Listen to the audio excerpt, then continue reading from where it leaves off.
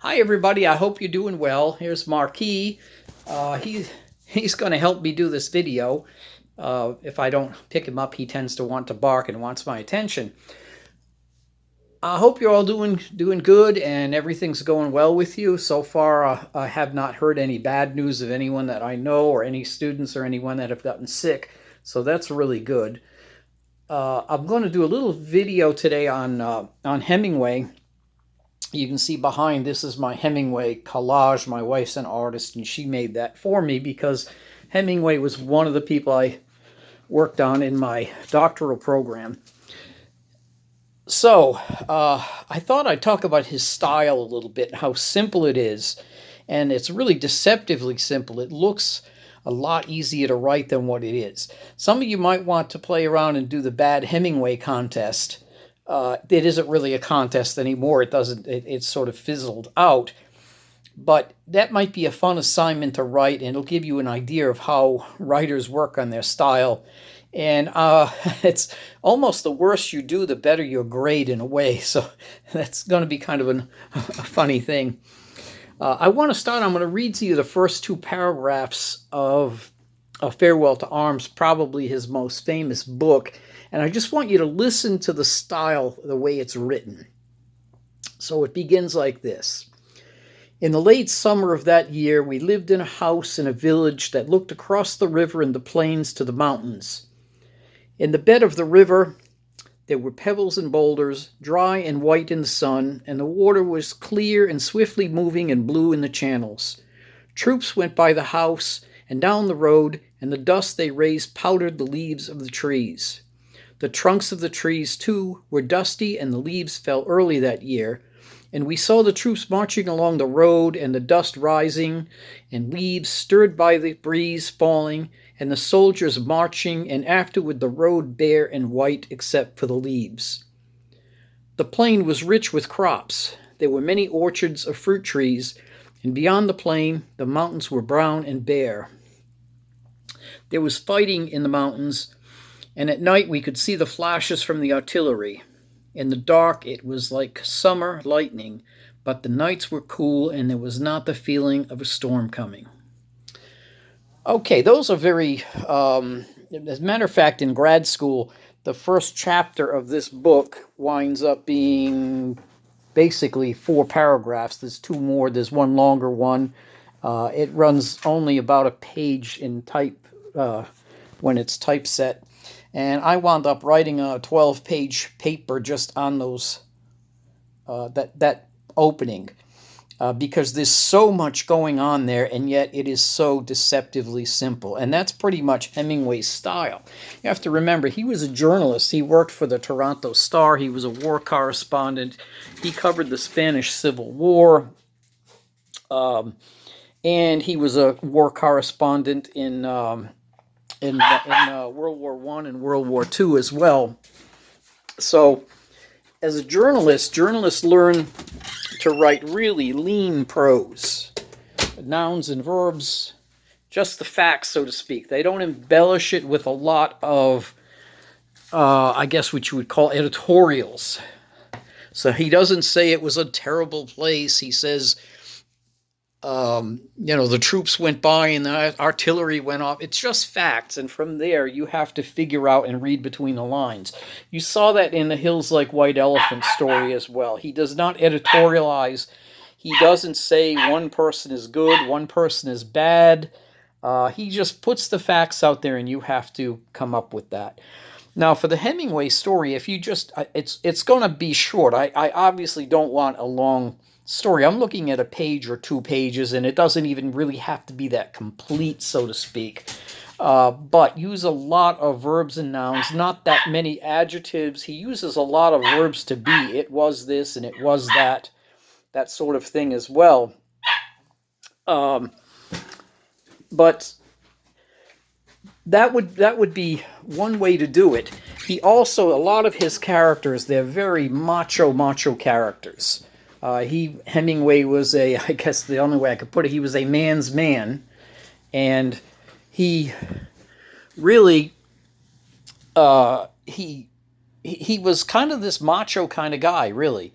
He liked bullfighting. He liked big safari. He was wounded in the war, as in he was an ambulance driver in one of the wars, and he was wounded by shrapnel. And so he felt that he was kind of a man's man, and most of his characters, his male characters, were these real macho type of people. They were hunters. The old man in the sea, the guy that's fishing. If I don't shave pretty soon, I'm going to look like the old man in the sea, but I'll get to it one of these days. So if you're writing this, just keep it really simple. Don't put a lot of adjectives, just your nouns and verbs. Just describe a scene for the most part, and then you can use dialogue if you'd like to, like they did in Hills Like White Elephants. He does a lot with dialogue. You have to read between the lines, as a matter of fact, in his stories, as I've said. So if you want to go ahead and write one of those just for fun, go ahead and do it. You might enjoy it. It might be it's a little different. I'm trying to lighten things up a little bit in this class because of this online stuff. I know writing essays and term papers at this point, a lot of you are seniors. You've probably written so many research papers, you're crazy with it, and I really don't want a research paper on this at all. If you do pick one of the questions that I put out there on either Hemingway or Flynn or O'Connell, I think I had two of them, I really wanted to come from you. I think one of the questions was, do you think the girl will have the abortion? Don't tell me what the critics are saying. What do you think? And can you find some places in the text that will that will kind of prove that, as some evidence that will kind of prove that to you, or to our audience, really, for that matter. And there is no right answer. I think you could answer it either way and be correct. I think that's part of the appeal of that Hemingway story, is it shows abortion as such a complex issue that there is not really a right or wrong answer. There really isn't. It is for each person, I suppose. And so Hemingway's trying to show you how complicated it is. In many of his stories, they have a theme. Farewell to Arms does this. As a matter of fact, most of them do this. They have a theme that no matter what you do, you're really screwed anyway. It doesn't matter what you do. So if the girl has an abortion, well, she's probably in trouble, because now she's going to be stuck with this guy, and she's going to probably resent him. If she doesn't have the abortion and she keeps the child, he's probably going to leave her. There is no really way out. It's like being caught between a rock and a hard place. And most of Hemingway's characters, that's what happens to them. They get stuck between a rock and a hard place, and whatever they do is not going to work for them. It's going to be bad. Hemingway kind of believed that. He believed that in the end, one of his quotes was, well, we all die in the end anyway, so it really doesn't matter what you do. We're all just going to die in the end.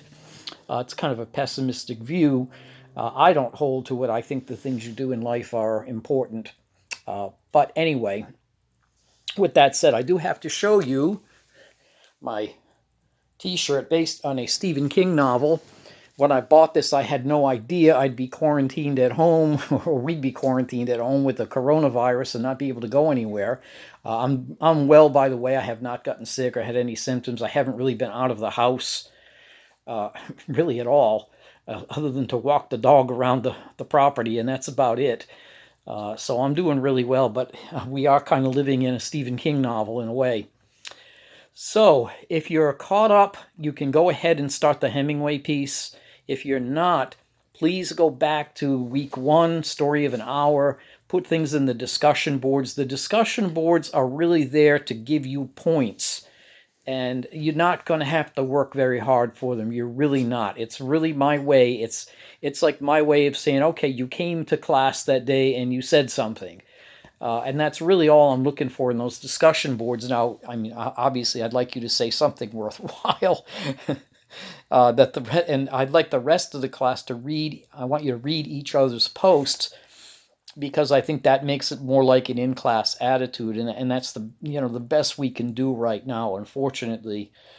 So please do that. But if you're behind, or you think, if you think you're in trouble, go and pick up some quick points just by doing some things with the discussion boards. The stories we are reading are very, very short, and a lot of them are actually narrated to you. You can get to hear them.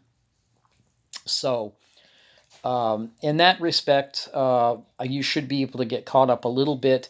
Don't start the Hemingway story or the Hemingway piece until you are caught up with the other things. And if you want to look at week 5 for the poetry, you can look at it. That would be fine. But don't really do anything with it. Just read it, let it sink in, and I'll post another video in a couple of days when it looks like everybody's getting a little more caught up, and I'll tell you how we're going to deal, particularly some of this old British poetry that people think is hard to read. The Beowulf and the Chaucer, just listen to them and don't worry about what they say. Those are there just so you can see how language has changed so much in 1,000 years. And you don't have to listen to the whole thing. Just get enough of it so that you say, "Wow, that's kind of weird." When my parents or my, old people complain that we're changing the language and inventing new words, you can go back and tell them, "Well, that's what language does. It evolves. You can't stop it. You can't help it." So take care of yourselves. Say bye, Marquis. He's chewing on my hand right now. So you guys take care of yourself. Follow the guidelines. Stay safe. And feel free to post anything on the How You're Coping discussion board. I found that's been very helpful for some students, and for me too, for that matter, to see what's going on out there in the world, because right now I'm sequestered basically in my condo building and the grounds around it, and that's about it. Okay, take care, guys, and I will talk to you again soon. Oh, and by the way, don't forget to post a selfie. I'm going to do that as well. Post a selfie of yourself on one of the discussion boards. It's a free 10 points, and it helps me stay connected with you and, remember who the heck everybody is, for that matter. Okay, bye-bye. Stay safe.